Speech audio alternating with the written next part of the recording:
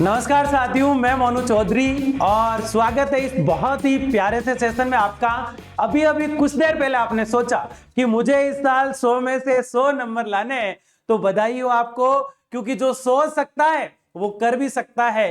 कैसे किया जाता है, किस तरह ला सकते हैं 100 में से 100 नंबर, आज एक बहुत ही शानदार चर्चा हम करने वाले हैं कि आर्ट्स स्ट्रीम जो होता है उसके अंदर 100 में से 100 नंबर लाना बिल्कुल भी मुश्किल नहीं है, बहुत आसान है। कैसे आसान हो सकता है, ऐसी ढेर सारी बातें और चर्चाएं हम करने वाले हैं जिन बातों पर आपने थोड़ा सा भी ध्यान दे लिया इस साल, तो हम 100 में से 100 नंबर ला के दिखाएंगे सबको कि ये देखिए 100 में से 100 नंबर ऐसे आते हैं। पहले भी आए थे बच्चों के और अब भी आएंगे, वो कैसे लाए जा सकते हैं, इसी को लेकर आज आपके सामने मैं उपस्थित हूं। 2024 और 25 में हम जिस तरह से पढ़ाई करने वाले हैं, आर्ट्स को पढ़ने का सबसे आसान तरीका क्या है, उस रणनीति के साथ हम काम करेंगे और कैसे लाया जा सकता है। ये पूरी स्ट्रेटेजी जो है, किस तरह से आपको प्रिपरेशन करना है इस साल, किस तरह से प्रैक्टिस करना है इस साल, और किस तरह से किस सब्जेक्ट को पढ़ना है, टाइम टेबल कैसे बनाया जाता है, कैसे उसको फॉलो किया जाता है, पढ़ाई के अंदर निरंतरता जो है अध्ययन में वो कैसे लाई जाए, किस तरह से नोट्स का रिवीजन जो है वो किया जाए, किस सब्जेक्ट को कैसे पढ़ा जाए, ऐसी ढेर सारी चर्चा जो है आज के इस लेक्चर में हम करने वाले हैं। तो सबसे पहले जो हम बात करेंगे, सेशन 2024 और 25 के अंदर हमारा जो गोल रहेगा, हमारा जो टारगेट रहेगा, हमारा जो लक्ष्य रहेगा, वो प्रत्येक बच्चा 100 में से 100 नंबर जो है वो कैसे लाए, इस पर हम चर्चा करेंगे। 100 में से 100 नंबर बहुत आसानी से लाए जा सकते हैं अगर आपने लक्ष्य, अपना मोटो, अपना टारगेट आंखों में बसा लिया, घर में 10 जगह चिपका दिया, जिधर जाओ उधर सिर्फ मेरा ही लक्ष्य दिख रहा है कि 100 में से 100 लाना है इस साल, तो चाहे कुछ भी हो जाए। कई बार ऐसा होता है, लक्ष्य हमेशा धीरू भाई अंबानी कहते थे, क्या कहते हैं, अभी भी कहते थे, क्या कहते हैं, वो कहते हैं कि लक्ष्य जो है बड़े देखने चाहिए, सपने जो होते हैं वो बड़े देखने चाहिए, क्योंकि सपने किसी की जागीर नहीं होते।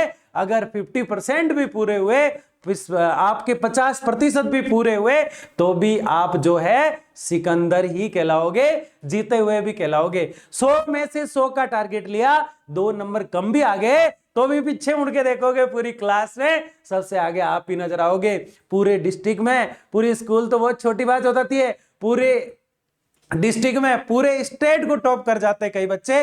कैसे किया जाता है और किस तरह से आपको पढ़ना होता है, ये पूरी रणनीति मैं आपको बता रहा हूं आज। हाउ टू स्कोर 100 में से 100 लाने हैं, बस यही स्कोर बनाना है हमें। इन आर्ट्स स्ट्रीम कैसे लाए जा सकते हैं, बताओ कैसे लाए जा सकते हैं। छोटी छोटी बातों को आपको ध्यान में रखना है, बहुत छोटी छोटी बातें करने वाला हूं, जो है छोटी लेकिन धमाका बहुत बड़ा करने वाली है। देखो, एक चीज होती है सोच और समझ, समय और समझ, सोच और समझ, समय और समझ, ये तो 3 हो गई सर। देखिए, समय और समझ बहुत महत्वपूर्ण होता है। कैसे, यहां पे एक चीज दिख रही है इंपॉर्टेंट पॉइंट्स, उसमें सबसे पहला पॉइंट मैं आपको बता रहा हूं, समय और समझ। क्या है समय और समझ, ध्यान से समझना मेरी इन छोटी छोटी बातों को। अगर आपने समय निकाला आज, तो वास्तव में एक बहुत बड़ी बात बता रहा हूं मैं कि रण क्षेत्र में कूदने से पहले रणनीति बनाई जाती है। क्या बनाई जाती है? रणनीति। यानी किसी भी मैदान में युद्ध करने से पहले उस युद्ध की प्लानिंग की जाती है, और हमारा युद्ध है बोर्ड के एग्जाम से। भले 11th के बच्चे हैं, फिर भी उनको टॉप करना है स्कूल को। तो 11th 12th आर्ट्स के बच्चे जो इस साल आर्ट्स लेने की सोच रहे हैं 10वीं करके, और जिन्होंने आर्ट्स 11th में पढ़ा और 12th में आए हैं, उनके लिए बहुत ही महत्वपूर्ण चर्चा हम कर रहे हैं, समय और समझ। समय और समझ, ये बहुत ही खतरनाक वाली बात है, इसको आप समझना।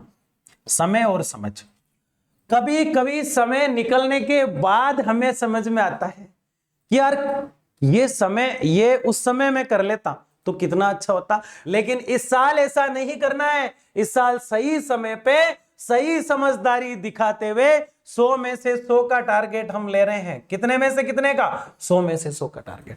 तो समय और समझ, इन दोनों चीजों को ध्यान रखना है कि समय पे आपको समझ ले लेनी है, कैसे किया जाना है, कैसे पढ़ना है, इस पे तो हम बात करेंगे। देखो, सफलता और असफलता में सफलता और असफलता में, संभव और असंभव में, जीत और हार में एक छोटा सा बारीक सा अंतर होता है। कोई हारता है, कोई जीतता है, एक छोटा सा अंतर होता है। किसी कार्य को आप संभव बना देते हो, कोई आपको असंभव लगता है, इसमें भी छोटा सा ही अंतर है। क्या अंतर है? आप जिस लक्ष्य को प्राप्त करना चाहते हो उसके पीछे आपकी दृढ़ता कितनी है, कितनी मजबूती से उस लक्ष्य को, उस टारगेट को आप हासिल करना चाहते हो। वो लक्ष्य आपको रात को सोने नहीं देता है, किसी पार्टी शादी समारोह में रसगुल्ले खाने नहीं देता है। वो लक्ष्य आपकी आंखों में रहता है हर समय। आपको लगता है इस साल तो सबको करके दिखाना ही है, चाहे कुछ भी हो जाए। इसलिए कहते हैं कि सपने वो नहीं होते हैं जो आपको सोने के बाद आते हैं, सपने वो होते हैं जो आपको सोने ही नहीं देते हैं। तो कुछ ऐसे सपने देखने हैं सिर्फ 8 से 10 महीने बोर्ड के एग्जाम तक। कैसे देखने हैं? तो सफलता और असफलता में एक कॉमन चीज होती है। क्या होती है? वो होता है अपना लक्ष्य के प्रति समर्पण। आपने जो टारगेट लिया है उसके प्रति आपका कितना समर्पण है, ये चीज बहुत महत्वपूर्ण होती है। ठीक है, अब एक चीज होती है सेल्फ स्टडी, ये भी बहुत महत्वपूर्ण है। क्या बता रहे हैं हम? Self study. अब हमारे यहां पे सेल्फ स्टडी जो है उसका अर्थ ही अलग लगाया जाता है। सेल्फ स्टडी का अर्थ जो है, कई बच्चों से मैं पूछता हूं, जब ऑफलाइन क्लासें होती है उसमें भी मैं बात करता हूं बच्चों से, तो सेल्फ स्टडी का नाम जब भी आता है तो क्या कहते हैं और आप क्या सोचते हैं, आपके माइंड में चल रहा है? Self study. क्या है सेल्फ स्टडी? जब भी सेल्फ स्टडी का नाम आता है तो हम सोचते हैं कि सेल्फ स्टडी का मतलब है एक रूम में या कहीं बंद हो जाओ या फिर एक जगह बैठकर ढेर सारी किताबें ले लो और उन किताबों को रट डालो, ढेर सारा अध्ययन करो, जितना पढ़ सको पढ़ो। सेल्फ स्टडी नहीं है यह है सेल्फ रिसर्च, जो कि आपको नहीं करना है। किसी भी सब्जेक्ट को पढ़ने से पहले उस सब्जेक्ट की भाषा को समझना होता है कि ये सब्जेक्ट कहना क्या चाहता है, उसकी लैंग्वेज को समझना होता है। तो उसके लिए किसी भी सब्जेक्ट को आप पढ़ते हो तो सबसे पहले उसका बेहतरीन टीचर ढूंढो। अपना सबसे बड़ा साथी होता है एजुकेशन की इस लाइन में, पढ़ाई की इस लाइन में टीचर। सबसे पहले उस टीचर को ढूंढो जो आपको बेहतरीन तरीके से उस सब्जेक्ट को ऑनलाइन या ऑफलाइन पढ़ा सकता है, आपको समझा सकता है और बहुत ही बेहतरीन सरल भाषा में आपके दिमाग में उस सब्जेक्ट के प्रति आपका प्यार पैदा कर देता है। जैसे मान लो कि कोई हिस्ट्री का टीचर है, मान लो कोई ज्योग्राफी का टीचर है, मान लो कोई राजनीति विज्ञान का टीचर है, मान लो कोई अर्थशास्त्र इकोनॉमिक्स का टीचर है, तो हर टीचर कोई भी बुरा नहीं होता। हर टीचर में वो क्वालिटी होती है, अगर आप पूरे डेडिकेशन से उसके साथ पढ़ते हो तो वो आपको वो सब्जेक्ट माइंड के अंदर छाप देता है। आपको सब्जेक्ट से प्यार होने लग जाता है धीरे धीरे कि यार ये सब्जेक्ट वास्तव में कितना अच्छा है, इसको तो मैं यूं ही बोरिंग समझ रहा था। एक धारणा हम ये भी बना लेते कई बार कि ये सब्जेक्ट तो मुझे समझ में ही नहीं आता, तो इसको क्या ही पढ़ूं मैं। पहले से ही डर बना लेते, जैसे इंग्लिश को लेके हमारा बना रहता है। कोई भी सब्जेक्ट कठिन नहीं होता, ये पिछले 10, 12, 15 साल में मैं सीखा हूं कि कोई भी सब्जेक्ट कठिन नहीं होता, किसी भी सब्जेक्ट को आप पढ़ सकते हो, बहुत आसान होता है। बस बशर्ते पढ़ाने वाला आपको कैसा है, ये चीज जरूर। तो सेल्फ स्टडी क्या होती है? सबसे पहले किसी सब्जेक्ट को आप किसी अच्छे टीचर से ऑनलाइन ऑफलाइन जैसे भी आप समझो, वो घर में आपका बड़ा भाई भी हो सकता है, वो आपको समझाए, किसी से समझो उस सब्जेक्ट को। और समझने के बाद आप जो उसको समझने के बाद उसको याद करने में, उसको और बेहतर करने में जो समय देते हो उसको आप सेल्फ स्टडी कहते हो। अगर बिना किसी शिक्षक से किसी चीज को समझा ही नहीं आपने और उसके बावजूद उस पे आप मेहनत कर रहे हो, तो उसमें बजाय 1 साल का जो लगना चाहिए समय, उसमें 5-5 साल का समय लग जाता है और वो चीजें बेहतर हो ही नहीं पाती। इसलिए एक शिक्षक का होना बहुत जरूरी है लाइफ में, ठीक है। तो इसलिए सेल्फ स्टडी का मतलब समझ गए। अब तक क्या कर रहे थे कमेंट बॉक्स में बताना, सेल्फ रिसर्च कर रहे थे या सेल्फ स्टडी? दोनों अलग अलग चीजें हैं। सेल्फ स्टडी का अधिकतर लोग यही अर्थ बताते हैं कि सेल्फ स्टडी मतलब रट लो चीजों को। किसी भी सब्जेक्ट को रटना उसका सीधा सीधा मर्डर है, जो हमें करना नहीं है किसी भी सूरत में। कोई भी सब्जेक्ट पढ़ो, अभी हम देखेंगे एक एक सब्जेक्ट को देखेंगे कि किस सब्जेक्ट को कैसे पढ़ा जाता है। मोस्टली बच्चे हिस्ट्री, पॉलिटी, ज्योग्राफी और इकोनॉमिक्स लिया करते हैं, तो इन सब्जेक्ट को कैसे पढ़ना है ये भी हम बात करेंगे। तो ये 2 बिंदु ध्यान रखना है इंपॉर्टेंट पॉइंट में। समय और समझ क्या होनी चाहिए आपकी, समय पे आपको सही डिसीजन लेना है। इस साल ये समझदारी दिखाना है अगर आप वीडियो देख रहे हो, और अपने उस साथी को पक्का भेजना जिसका आप भला चाहते हो, ठीक है ना। सेल्फ स्टडी यानी बहुत ही बेहतरीन तरीके से कैसे पढ़ा जाता है चीजों को, सबसे पहले किसी अच्छे शिक्षक से समझा जाता है और उसके बाद उन्हें बेहतरीन तरीके से किया जा सकता है। ये दो चीजें तो आप समझ गए। तीसरी बात मैं बहुत ही महत्वपूर्ण बता रहा हूं आपको, बहुत ही महत्वपूर्ण जो सबसे बड़ा पार्ट है, डायरी। ये क्या है सर? ये तो हमने कभी सोचा ही नहीं, आज तक लाए ही नहीं हम। डायरी तो हमने हमारे पापा की जेब में देखी, एक बड़ी सी रहती है जिसमें घर का खर्चा लिखा रहता है। आप एक छोटी डायरी रखो, उसके अंदर डेट डालो सुबह उठते ही, और छोटे छोटे टारगेट लो, छोटे छोटे टारगेट, छोटे छोटे टारगेट। कैसे होगा छोटे छोटे टारगेट, कैसे लिए जाते हैं, इस पे भी हम बात करेंगे। समझिए बात को। छोटे छोटे टारगेट से मतलब है सुबह उठे, उस डायरी में लिखा आपने कि आज में जो है ज्योग्राफी के अंदर मानव भूगोल क्या होता है ये समझ के ही सोऊंगा। अब आप जब सो रहे हैं शाम को, एग्जाम्पल दे रहा हूं, कोई भी सब्जेक्ट हो सकता है, जैसे आप हिस्ट्री पढ़ रहे हैं तो आज मैं सिंधु घाटी को पूरा समझ के ही सोऊंगा, ठीक है ना। इतना बड़ा टारगेट नहीं लेना है कि मैं तो आज पूरी हिस्ट्री को पूरी रात में खत्म करके ही सोऊंगा, पूरे दिन में हिस्ट्री पढ़ूंगा, ऐसे नहीं। छोटे छोटे टास्क लेना सीखो। वो छोटे छोटे टास्क आपको आईएएस का टास्क लेना सिखा देंगे कि मुझे आईएएस बनना है, कैसे बनना है, कि आज मैं इस काम को करूंगा। अब शाम को जब आप सोने जा रहे हैं उस समय उस डायरी को फिर निकालो जिसमें आपने सुबह लिखा था कि आज मैं मानव भूगोल क्या है, भूगोल में ये पढ़ूंगा, आज मैं सिंधु घाटी क्या है ये पढ़ूंगा। फिर उसमें देखो और फिर उस पर क्लिक करो, टिक करो उस पर, क्या आपने पढ़ा है आज। फिर आप सोचोगे नहीं यार, फिर आपका दिल और दिमाग कहेगा नहीं, तो फिर क्यों नहीं। अगर हां तो और मजबूती से चलता रहे इस रास्ते पे।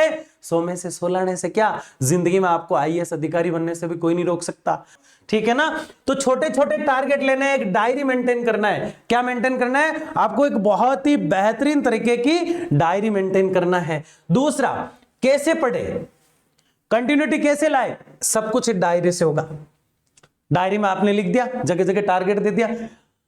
कुछ चीजें ऐसी है जो किस सब्जेक्ट में अप्लाई करनी है उस पर हम अब बात करेंगे। यहां तक मैंने 3 चीजें बताई आपको, कंटिन्यूटी अपने आप डायरी से आने लग जाएगी, और कुछ डेडिकेशन यहां आपको दिखाना पड़ेगा, अपनी तरफ से एफर्ट लगाने पड़ेंगे, ठीक है ना। तो ये 3 चीजें तो जरूरी से आपको आज से अप्लाई कर देना है। सेल्फ स्टडी जैसे आपने पढ़ा, किसी भी शिक्षक से पढ़ा, जैसे मनीष सर से आपने पॉलिटी पढ़ी, उसको अच्छे से जो है लिखो, समझो। नोट्स कैसे बनाए जाते हैं इस पे भी अभी चर्चा करने वाले। तो सबसे पहले इंपॉर्टेंट पॉइंट्स क्या है, समय और समझ, सेल्फ स्टडी और डायरी।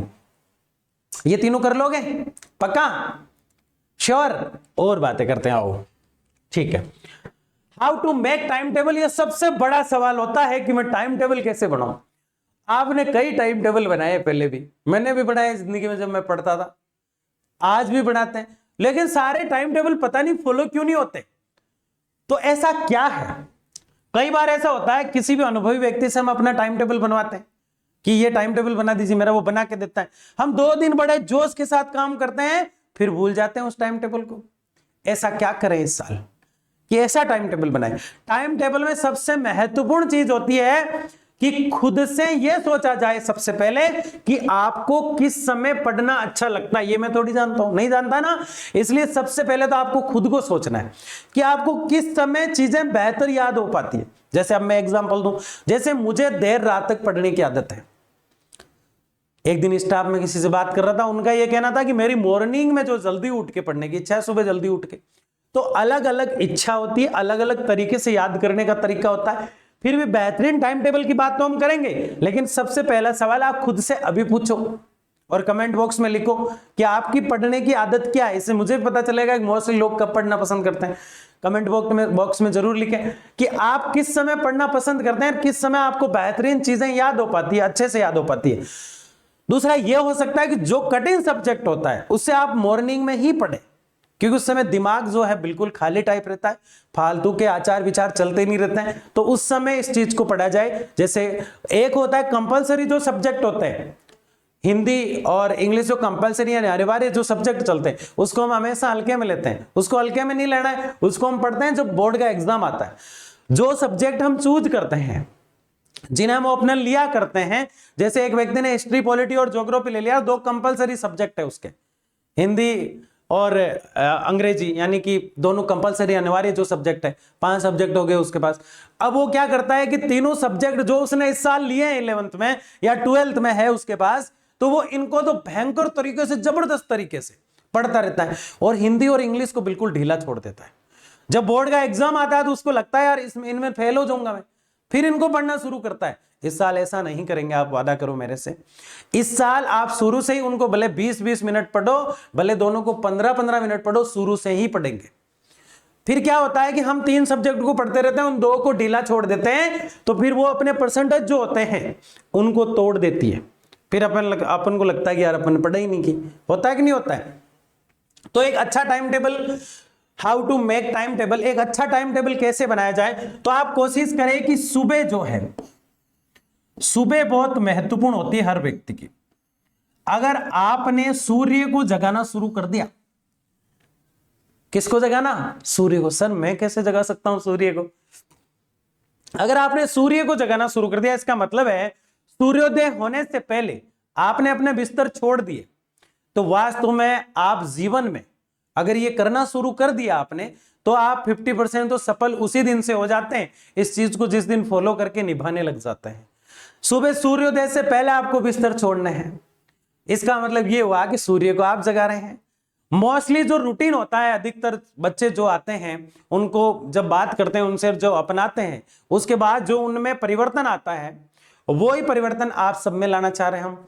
वो परिवर्तन कैसे आता है? सुबह जल्दी उठा जाए, सबसे पहले उठते ही अपने नित्य कार्य होते हैं उनको संपन्न किया जाए, फिर नहा धो के एकदम तरीके से तैयार हो जाया जाए और जिस भगवान को मानते हो उसके सामने शांति से प्रार्थना करें, आज के दिन को सफल बनाए। और उसके बाद आप देखेंगे कि सूर्य निकल रहा है और आप जो है अपना सारा जो हमेशा का रूटीन काम होता है उसको जो है नहाना धोना ये सारी चीजें जो है कंप्लीट कर चुके हैं आप। अब पूरा दिन आपके सामने है। अब आपकी स्कूल मान लो कि अभी जैसे गर्मियां चल रही है, फिर सर्दियों का टाइम टेबल आता है, उस समय सुबह के जो 1-2 घंटे होते हैं उनको हम व्यर्थ में ही बा देते हैं। कपड़े प्रेस करने में निकाल देते हैं, बस का वेट करने में निकाल देते हैं। कई बार हमें ऐसा लगता है कि यार ठीक है, खड़े हैं, बस आ जाएगी आधे घंटे में, या फिर ये समय जा रहा है, कोई दिक्कत नहीं है, अभी तो मैं यहाँ खड़ा हूं या खड़ी हूं, अभी कैसे पढ़ूंगा। तो मैं क्या करता था, मेरा एक एग्जाम्पल देता हूं आपको। मैं जब पढ़ता था तो मुझे कई बार समय नहीं मिलता, एक किसान का बेटा हूं इसलिए जो है खेतों में काम ज्यादा रहा करता था, तो समय नहीं मिल पाता था मुझे। तो मैं क्या करता, जब खेत में जाता ना, तो उस समय एक कागज में कुछ चीजें लिख लेता कि जैसे मान लो कि मुझे कोई राजा पढ़ना है, शासक पढ़ना है, महाराणा प्रताप पढ़ना है मुझे, तो महाराणा प्रताप का जन्म, उनके युद्ध आदि चीजें जो होती थी वो एक कागज में लिख लेता और उसको जेब में डाल लेता। थोड़ी दूर चलता, उस कागज को निकालता और जन्म कब हुआ, तो 9 मई 1540, ऐसे एग्जाम्पल दे रहा हूं आपको, उसको वापस डाल लेता। अब मैं इसको बार बार दोहराता रहता, 9 मई 1540, 9 मई 1540, 9 मई 1540। जैसे हिस्ट्री के अंदर एक चीज आती है, हिस्ट्री के जो स्टूडेंट है वो जानते हैं, वो चीज ये होती है कि राजधानी, अंग की राजधानी चंपा, मगध की गिरिब्रज, ऐसे राजधानियां होती है जो प्राचीन समय की हुआ करती थी। तो इनको भी ऐसे रट रट के याद करने वाली चीजें होती है, आधी चीजें समझने वाली होती है। तो जो चीजें रटने वाली होती है उनको आप ऐसे जब चल रहे हैं, कहीं घूम रहे हैं, उस समय उनको एक बार देख लो, फिर मन में दोहराते रहो, जेब में डालो कागज को वापस। कर सकते हो क्या ऐसा? ठीक है ना। तो एक टाइम टेबल में सबसे महत्वपूर्ण होता है सुबह, और फिर होती है शाम। इन दोनों में, सुबह और शाम में, सुबह अगर आप पढ़ना चाहें तो मोस्टली स्कूल के टाइम को, अब वो तो चेंज होता रहता है, लेकिन आप इस समय को चूज कर सकते हैं। आप 5 से 7 बजे तक, 5 से 7 बजे तक जो सब्जेक्ट आपको सबसे हार्ड लगते हैं, सबसे कठिन लगते हैं। अब किसी की स्कूल जल्दी है तो वो 6:30 छोड़ सकता है सब्जेक्ट को। अब वो सोचेगा यार 5 बजे तो सर मैं उठता हूं, नहीं, अब उसको 4 बजे उठना है, 4:30 उठना है। जो नहाने धोने संवरने में समय ज्यादा दे रहा था उसको कम करना है, और स्कूल की जो दूरी है उसको कम समय में भाग के पूरा करना है। समझ गया ना। तो 2 घंटे तो कैसे ना कैसे आप सुबह पढ़े ही पढ़े। अगर आप 2 घंटे शुरू से नहीं पढ़ते हैं सुबह सुबह, तो वो जो 100 वाला मामला था ना, वो यहीं गड़बड़ है। 100 में से 100 लाने हैं ना, तो 100 में से 95 भी आ जाए तो भी झंडे गाड़ आओगे आप। ठीक है ना। तो सबसे पहले सुबह का जो 5 से 7 का टाइम होता है उसको कभी भी अन्य चीजों में वेस्ट नहीं करना है। अगर आपको और कोई ज्यादा काम है तो वो 7 बजे बाद करें। स्कूल कईयों की दूर होती है तो वो 6:30 इसको छोड़ सकता है पढ़ाई को, लेकिन वो धीरे धीरे कोशिश करे कि यहाँ 4:30 लाए। 2 घंटे ये जो होते हैं ये बहुत महत्वपूर्ण होते हैं आपकी पूरे दिन की पढ़ाई, और ये 2 घंटे जो होते हैं ना बराबर है 5 से 7 का समय देना सीख जाओ पढ़ाई को आप। अब इसमें क्या करेंगे, जो सब्जेक्ट आपको कठिन लगता है उसको पढ़ लो, और जो आपने पहले दिन पढ़ा था उसको रिवाइज कर लो। इस समय दिमाग बिल्कुल एक दिन पढ़ के देखना आप। 5 बजे जो बच्चा नहा धो के तैयार होके बिल्कुल फ्री माइंड बैठ गया कि अब मैं 5 से 7 पढ़ूंगा, मैं कह रहा हूं मजा आ जाएगा, उसकी जिंदगी बदल जाएगी, सब कुछ चेंज नजर आएगा उसको। ये क्या हो रहा है, दुनिया मेरे से बहुत पीछे रह रही है, मैं बहुत आगे जा रहा हूं, अगर ये कर लेता है तो। अब इस पे ज्यादा क्या ही बात करूं। शाम के समय ये तो मैंने बहुत कम बताया आपको, ये तो पढ़ना ही है स्टार्टिंग से, फिर धीरे धीरे धीरे धीरे इसको बढ़ाना जाना है। फिर अपने आप आपकी इच्छा हो जाएगी कि यार 2 घंटे को 2.5 करता हूं, 4:30 से करता हूं कल, फिर 4 से करता हूं, 4 से हो सकता है 7 तक, सोचो 4 से 7 तक कर दो आप, तो 100 में से 100 तो क्या आप IAS बन जाओगे? बन जाओगे कि नहीं बन जाओगे? ठीक है। शाम के टाइम आप कोशिश करें कि अपनी टेबल चेयर जो है जहां आप पढ़ते हैं वहां 8 बजे से लेकर 10 बजे तक तो आप बैठे ही बैठे, चाहे कितना ही इंपॉर्टेंट काम क्यों ना हो। ये 2 घंटे आपको शाम को अपनी पढ़ाई को ही देने हैं। ये 2 घंटे कितने घंटे होते हैं? ये 4 घंटे टोटल होते हैं। कितने होते हैं? 4 आवर्स। ये 4 घंटे आप अपनी पढ़ाई को शुरू से देने लग जाते हैं तो दुनिया की कोई भी ताकत आपको अच्छे नंबर लाने से नहीं रोक सकती। लेकिन जैसे आज अभी सही समय है, जिसके पास ये वीडियो पहुंच गया और उसने डेडिकेशन से इसको समझ लिया और इन चीजों को फॉलो कर लिया अपनी लाइफ में, वो 1 साल बाद वास्तव में नीचे आके कमेंट करेगा इस वीडियो पे, सर मैंने इस वीडियो को देखा था, समझा था, और उस दिन से मैं ऐसे ही चला जैसे आपने बताया, और आज मेरे इतने अच्छे नंबर आए हैं। बहुत आसानी से ये चुटकियों में लाया जा सकता है, कोई बड़ी बात नहीं है, ठीक है ना। सुबह 5 से 7 बजे तक आपको पढ़ना है। धीरे धीरे धीरे धीरे आप देखेंगे कि कभी छुट्टी रहती है तो 7 से 8 कर दो इसको, कभी कोई डिस्टर्ब हुआ तब जो है 1 घंटा ही पढ़ो, लेकिन छोड़ो मत इसको, बिल्कुल छोड़ना तो है ही नहीं इसको ढीला, कि 2 घंटे का टाइम टेबल है, इसको पढ़ना ही है। और इसको डायरी में लिखो कि 5 से 7 आज आपने क्या पढ़ा, शाम को 8 से 10 क्या पढ़ा, और 10 बजे डायरी को देखो कि आज का काम फॉलो हुआ कि नहीं हुआ। क्योंकि दूध वाला सुबह उठते ही दूध बेचता है, न्यूज़पेपर वाला घर घर जाकर सुबह न्यूज़पेपर देता है कि नहीं देता है, ऑटो वाला सुबह उठते ही ऑटो चलाने लग जाता है, अपने पिताजी जो है सुबह उठते ही काम पे चले जाते हैं, मम्मी जो होती है उठते ही खाना बनाने लग जाती है, सारा काम करने लग जाती है, क्योंकि उनकी वो ड्यूटी है, उनका वो कर्तव्य है। तो फिर सोचो हमारा क्या कर्तव्य है? हमारा कर्तव्य, हमारी ड्यूटी पढ़ना है। क्या हम ईमानदारी से निभा पा रहे हैं? निभाओगे कि नहीं निभाओगे? जब हर व्यक्ति अपनी ड्यूटी ईमानदारी से निभा रहा है, कुमार मटकी बनाने का कार्य कर रहा है, लोहार लोहा बनाने का कार्य कर रहा है, सुनार सोना बनाने का काम कर रहा है, हर व्यक्ति ईमानदारी से अपना काम कर रहा है, तो फिर हम क्यों नहीं कर रहे? हमें भी करना है ना। तो धीरे धीरे इस टाइम टेबल को बढ़ाना होता है। 8 से 10 पढ़ने लगे, फिर आप धीरे धीरे जो है 8 से 10:30 आने लगे।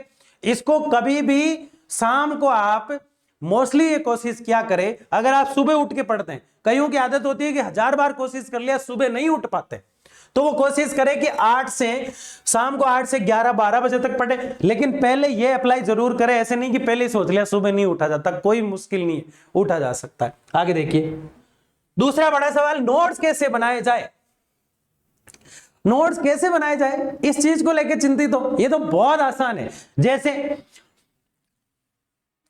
इस प्रकार से सबसे पहले नोट्स की सबसे महत्वपूर्ण चीज होती है, जब भी एग्जाम आपके जो पेपर होते हैं वो लिखने वाले होते हैं, कंपटीशन के जो पेपर होते हैं वो ऑब्जेक्टिव होते हैं, आपको लिखना होता है, तो सबसे मेन चीज होती है पॉइंट बना के समझा जाए किसी चीज को।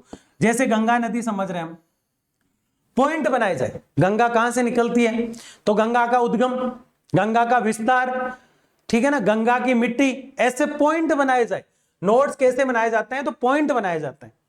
दूसरा, जो जब हम पढ़ाते हैं तो सारी चीजें नोट्स में आती है आपके सामने, और मैं तो कहता हूं आर्ट्स में 100 में से 100 लाने की बात हम कर रहे हैं, और आर्ट्स सारा यहां है, सारा आर्ट्स जब यहां पढ़ाया जा रहा है अधिकतर चीजें। अब कोई सब्जेक्ट अलग ही लेकर आ गया कहीं से, उसका तो क्या करें, बाकी एक सब्जेक्ट को भी आप अच्छे से पढ़ते हो तो आर्ट्स सारा पढ़ना समझ में आ जाता है, ठीक है ना। तो सबसे पहले पॉइंट टू पॉइंट नोट्स बनाए जाए पॉइंट टू के माध्यम से। फिर नोट्स भले आप एक ही पेज बना रहे हो, उनको बहुत अच्छे से बनाओ, शांति से बनाओ। ऐसे नहीं कि फटाफट काम करके कचरा काट के उसका निकलना है, नहीं, उसको बहुत ही व्यवस्थित बनाओ। कुछ चीजें अपनी तरफ से ऐड करो, कुछ चीजें जो टीचर ने पढ़ाया वो देखो। और नोट्स बनाने के बाद नोट्स कैसे बनाए, तो पॉइंट टू पॉइंट बनाए। दूसरा, पॉइंट टू पॉइंट नोट्स आप जब बना लेते हैं तो महत्वपूर्ण चीज ये होती है, हर सब्जेक्ट का कई जने क्या करते हैं कि एक ही रजिस्टर में सारे सब्जेक्ट डाल देते हैं। अच्छा रजिस्टर रखना चाहिए, ये भी बहुत जरूरी है, ठीक है। एक ये भी होता है कि आप पढ़ते किस जगह हो, नोट से अलग हट के बात कर रहा हूं यहां पे, पढ़ते किस जगह हो, ये चीज भी बहुत महत्वपूर्ण होती है। कई साफ सफाई जिस जगह होती है वहां बैठ के पढ़ने का मजा ही कुछ और है, अपने आप पढ़ने की इच्छा होती है। कई बार गंदगी फैली रहती है यूं, तो पढ़ने की इच्छा ही नहीं होती, मन ही नहीं करता पढ़ने का, होता है कि नहीं होता है। तो जहां पढ़ते हो या आपकी जिम्मेदारी बनती है कि साफ सफाई अच्छे से मेंटेन करना है। दूसरा, नोट्स पॉइंट टू पॉइंट बनाए जाए, अच्छे से लिखा जाए। इससे क्या फायदा होगा, अगर आप लिखें जाए, इससे फायदा ही होगा, नोट्स को आप अच्छे से लिखेंगे ना तो इससे आपकी हेड राइटिंग सुधरेगी। तो बोर्ड में जो है 5% काम हेड राइटिंग का है। आपकी हेड राइटिंग अच्छी है तो आपको बहुत अच्छे नंबर मिलेंगे। ऐसा नहीं है जिनकी खराब है उनके नंबर टूट जाते हैं, ठीक है ना, लेकिन अच्छी बनाना है, उससे फर्क पड़ता है जो कॉपी चेक करता है उस पे भी। तो हेड राइटिंग कैसे सुधरती है, लिखा जाए ज्यादा से ज्यादा और आराम से तसल्ली से एक एक वर्ड को आराम से लिखा जाए।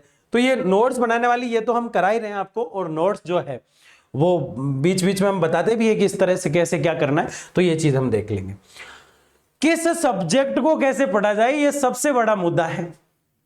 अब क्या करें, किस सब्जेक्ट को कैसे पढ़े, बहुत आसान है। सबसे पहले जो मोस्टली सब्जेक्ट है उनके नाम में लिख देता हूं।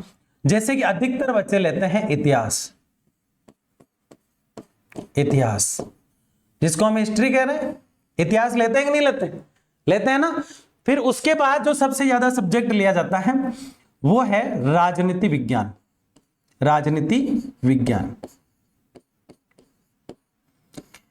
इसके बाद जो सब्जेक्ट लिया जाता है वो है अर्थशास्त्र। सर आप वाले सब्जेक्ट को पीछे क्यों रख रहे हो, कब आए भूगोल, हम ये सोच रहे हैं। उसके बाद जो सब्जेक्ट लिया जाता है वो है भूगोल। मैं तो कहता हूं सबसे पहले भूगोल ही लिया जाता है, किसी को कहना मत, ठीक है ना। तो अब यहां से बात को समझिए, ये 4 सब्जेक्ट लिए मैंने, आप इसे ये समझ जाएंगे कि किस सब्जेक्ट को हमें कैसे पढ़ना है। देखिए, इतिहास को कैसे पढ़ा जाता है, राजनीति विज्ञान को कैसे पढ़ा जाता है, अर्थशास्त्र को कैसे पढ़ा जाता है और भूगोल को कैसे पढ़ा जाता है। इन चारों से हम ये समझ लेंगे कि किसी भी सब्जेक्ट को पढ़ने के लिए क्या जरूरी होता है। क्या जरूरी होता है जब हम इतिहास पढ़ रहे हैं। देखो वैसे मोस्टली जिनके पास सब्जेक्ट होता है ना वो यही चलते हैं, हिस्ट्री, पॉलिटी और ज्योग्राफी। और मोस्टली जो कई बार बच्चे हिस्ट्री नहीं लेते वो इको ले लेते, तो हिस्ट्री, पॉलिटी, ज्योग्राफी और इकोनॉमिक्स, ये 4 सब्जेक्ट मोस्टली चल रहे होते हैं। अब इतिहास, राजनीति विज्ञान, अर्थशास्त्र और भूगोल, इकोनॉमिक्स होता है अर्थशास्त्र। इसके अलावा कुछ जने कह रहे हैं कि समाजशास्त्र भी जोड़ दो, ठीक है, समाज शास्त्र, ठीक है, ये जोड़ दिया, समाजशास्त्र जोड़ दिया ना, तो 5 सब्जेक्ट ले लिया। अब कोई कहे मेरे मनोविज्ञान है, कोई कुछ ही कहे, तो उनको भी ऐसे ही पढ़ना है जैसे। अब सबसे पहली चीज है कि किसी भी सब्जेक्ट को रटा ना जाए। जहां तक चीज को समझा जा सकता है वहां तक उसको समझने का प्रयास करे। रटना सीधा सीधा किसी भी सब्जेक्ट का मर्डर है। मैं मोस्टली ये बात क्लास में भी कहता हूं कि भूगोल को रटना उसका सीधा सीधा मर्डर है, और ये मैं होने नहीं दूंगा।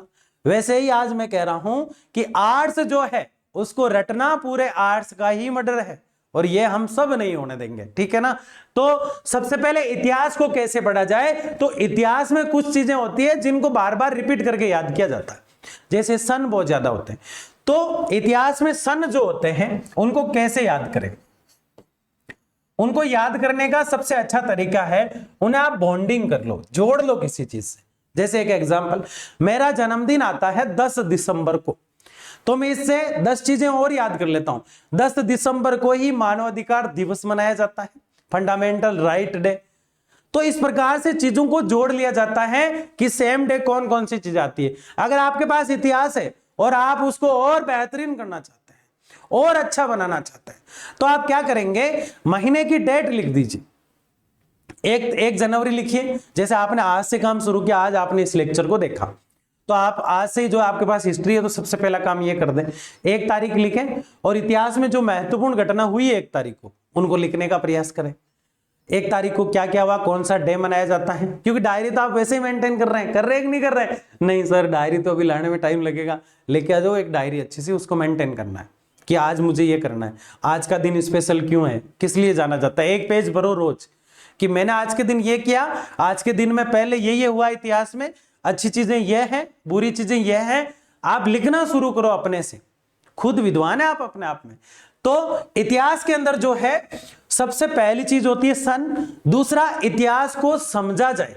हिस्ट्री, पॉलिटिक्स, ज्योग्राफी 3 ऐसे सब्जेक्ट है। इको जो होता है उसमें भी कॉन्सेप्ट है, लेकिन हिस्ट्री, पॉलिटी और ज्योग्राफी है ये तो ये चुटकियों में कहानी है, बस कुछ भी नहीं है। कोई ज्योग्राफी पढ़ रहा है, अब मैं कमेंट समझा रहा हूं इन 4-5 को। राजनीति विज्ञान बिना भूगोल के चल नहीं सकती।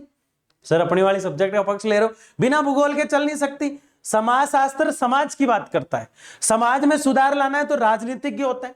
अब कैसे पढ़ना है किस सब्जेक्ट को, जैसे कोई बच्चा राजनीति विज्ञान उसने लिया है, हिस्ट्री लिया है तो सन कैसे याद करना है, इतिहास में सन कैसे याद किया जाता है। अब किसी ने राजनीति विज्ञान लिया है तो वो ये जानेगा मेरे देश में यार जो सांसद होते हैं वो कितने होते हैं। मेरा देश मैं नहीं जानूंगा तो कौन जानेगा, मेरे देश मैं तो जानूंगा ना। तो मेरे देश में यार कितने सांसद जो होते हैं लोकसभा में और राज्यसभा में जो जाकर बैठते हैं, संसद जो लोकसभा और राज्यसभा 2 पार्ट होते हैं उसके, वो जो सांसद होता है उसको कौन चुनता है, मतदान क्या होता है, वोट कैसे दिया जाता है, वोट कितने साल का व्यक्ति दे सकता है। ऐसे जिज्ञासु बनो, इंटरेस्टिंग तरीके से पढ़ो कि यार मैं जानूं तो सही कि यार वोट कैसे दिया जाता है, किस चीज को कैसे समझा जाता है, किसी चीज पे जो है मेरे देश में सांसद कितने हैं, एमएलए यानी विधायक कितने हैं, मेरे देश की संसद है कहां, मेरे देश में कौन सी संसदीय क्षेत्र से कौन सा विधायक या कौन सा सांसद जीत के आता है, राष्ट्रपति कैसे बनाया जाता है, आज तो मैं समझूंगा। ऐसे जिद और जिज्ञासा जब ज्वाइंट होती है तो बड़ा मजा आता है। मेरे देश में हर राज्य में मुख्यमंत्री होता है, ये कैसे बनाया जाता है। ये जो हमारे आसपास एमएलए घूमते हैं विधायक, ये कैसे बनाए जाते हैं। क्या कलेक्टर इसमें ही बनता है? नहीं, ये अलग बनता है, ये तो पढ़ के बनता है, जबकि विधायक जो है वोट देने से बनता है। ये दोनों अलग कैसे हैं? ये सब चीजें राजनीति विज्ञान और लोक प्रशासन में पढ़ी जाती है। अर्थशास्त्र में आंकड़े होते हैं जिनको समझना होता है, ये थोड़ा गणितीय टाइप सब्जेक्ट है। भूगोल, मेरे देश की नदियां, पर्वत, झरने, ये कैसे कहां कहां है, मैं कभी घूमने भी जाऊं तो कहां जाऊं, इनके बारे में मैं जानूं। नदी, गंगा पढ़ रहे हैं, गंगा कहां से निकलती है, सिंधु कहां से निकलती है, ताप्ती नदी कहां से निकलती है, ये नदियां कहां जाकर गिरती है, अरब सागर कहां है, बंगाल की खाड़ी कहां है। ऐसे सवाल उठ रहे हैं ना माइंड में। ये जिज्ञासा जो होती है जब जिद में बदल जाती है कि मुझे जानना है, तब सब्जेक्ट जो है ऑटोमेटिक क्लियर होते जाते हैं। समाजशास्त्र में लोग समाज में कैसे रहते हैं, पहले कैसे रहते थे, लोग सती प्रथा चलाते थे, पति खत्म हो जाता तो पत्नी को साथ में जला देते। समाज में ऐसी जो है कुरीतियां चलती थी, महिलाएं बाहर निकलती थी तो पहले पर्दा लगाना पड़ता था। ऐसी चीजें जब चला करती थी समाज में, तो वो समाज कैसा होता होगा। आज का समाज कैसा है, पाश्चात्य संस्कृति का असर है। तो ये सब कुछ समाज शास्त्र में, पृथ्वी गोल है और उस पर समाज बना हुआ है और लोग राजनीति करते हैं और कुछ बातें इतिहास भी हमें सिखाता है। आर्ट्स में सारे सब्जेक्ट एक दूसरे से गुत्तम गुत्ता है, एक दूसरे से ज्वाइंट है, सारे के सारे जुड़े हुए हैं, एक दूसरे से क्या हो रखे हैं, जुड़े हुए हैं। इसलिए किसी भी सब्जेक्ट को आप पढ़ो कोई बड़ी बात नहीं है। इसलिए मैं कह रहा हूं समय और समझ, दूसरा सेल्फ स्टडी, तीसरा पॉइंट टू पॉइंट नोट्स, चौथा डायरी मेंटेन, पांचवा जो पढ़ाया जा रहा है सबसे पहले किसी टीचर से ही पढ़े। छठी बात, जिस विषय को आप पढ़ रहे हैं उस विषय की भाषा आपको समझनी होती है, इसलिए एक अच्छा शिक्षक ढूंढा जाए। क्या ढूंढा जाए? एक अच्छा शिक्षक ढूंढा जाए। ऐसी कई छोटी छोटी बातें हमने इस लेक्चर में की है। इस छोटे से और स्वीट से लेक्चर में हमने कई ऐसे महत्वपूर्ण मुद्दों पर चर्चा की है जिससे 100 में से 100 ही नहीं, लाइफ में आईएएस जैसे बड़े से बड़े एग्जाम को भी क्रैक किया जा सकता है, जिसको क्वालिफाई किया जा सकता है। अगर हम डेडिकेशन से 8 से 10 बजे तक सुबह, 5 से 7 बजे तक सुबह और 8 से 10 बजे तक शाम को डेडिकेशन से पढ़ाई रोज कर लेते हैं बिना डिस्टर्ब हुए, कंटिन्यूटी सबसे बड़ी चीज है स्टडी में। एक चीज मैं भूल गया था कहना आपको, अब मैं बता दूं कि जब भी आप पढ़ते हैं तो हर 1 घंटे में 10 या 5 मिनट का ब्रेक लें। बस इतना ही लेना है, ऐसे नहीं कि मस्ती में ही फिर निकल पड़ेगा। 10 या 5 मिनट का ब्रेक लें और उस ब्रेक के बाद जब आप पढ़ने बैठेंगे तो आपकी पुनः क्षमता जो है पढ़ने की, वो पुनः दोबारा क्षमता जो है एक्टिव हो जाएगी और चीजें उसी तरह याद होने लग जाएगी। तो ऐसी कई छोटी छोटी बातें हमने की है। मिलते हैं और किसी अगले शानदार लेक्चर के साथ। तब तक के लिए जय हिंद, जय भारत। और 12th के जो बच्चे हैं, 11th के बच्चे, वो तैयार रहें। बहुत जल्द हम रणभेरी बजाने वाले हैं, क्योंकि हमने एक बात कही थी लेक्चर के बीच में, रण क्षेत्र में कूदने से पहले रणनीति बनाई जाती है। क्या बनाई जाती है? रणनीति बनाई जाती है। और उस रणनीति के साथ इस साल हम झंडे फिर लहराएंगे। मिलते हैं अगली क्लास में, तब तक के लिए जय हिंद, जय भारत।